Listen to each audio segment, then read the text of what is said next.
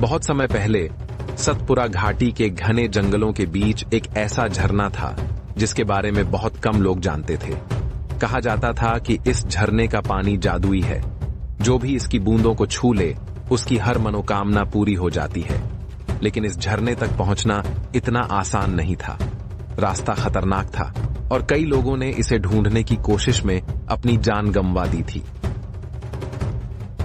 आरव एक निडर खोजकर्ता जो रहस्यों और रोमांच को तलाशने का शौकीन था। एक दिन उसे एक पुराना नक्शा मिला जिसमें छुपे हुए झरने का स्थान दिखाया गया था। नक्शे के नीचे लिखा था, सच्चे दिल वाले को ही झरने का आशीर्वाद मिलेगा। आरव ने अपने दोस्तों माया और कबीर को यह रहस्य बताया और तीनों ने इस झरने को खोजने की यात्रा शुरू की। रास्ता आसान नहीं था। घना जंगल, जंगली जानवर और प्राकृतिक बाधाएं उनके साहस की परीक्षा ले रही थीं। एक रात उनकी मुलाकात एक बूढ़े साधु से हुई। झरने तक वही पहुंच सकता है जो अपनी इच्छाओं को काबू में रख सके। साधु की यह बात आरव के दिल में गूंजती रही। तीनों दोस्त कई मुश्किलों के बाद आखिरकार झरने के द्वार तक पहुंच गए। वहां उन्हें एक विशाल चट्टान दिखाई दी जिस पर लिखा था, जो त्याग करेगा वही झरने तक पहुंचेगा।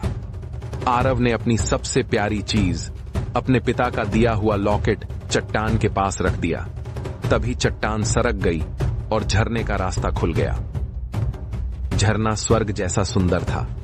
पानी में इंद्रधनुष की चमक थी और उसकी बूंदें मोतियों जैसी लग रही थीं। माया ने धीरे से पानी को छुआ और उसकी आंखों से आंसू निकल आए। यह सिर्फ इच्छाओं को नहीं बल्कि दिल को भी साफ करता है। आरव और कबीर ने भी पानी को छुआ। उन्होंने अपनी अपनी इच्छाएं नहीं मांगी बल्कि झरने से कहा, हमें इस जंगल और दुनिया को सुरक्षित रखने की शक्ति दो। झरने ने उनकी सच्चाई को पहचाना और उन्हें आशीर्वाद दिया। जब वे वापस लौटे तो जंगल का माहौल बदल चुका था। पेड़ हरे भरे हो गए, पानी साफ हो गया और जानवर शांत हो गए।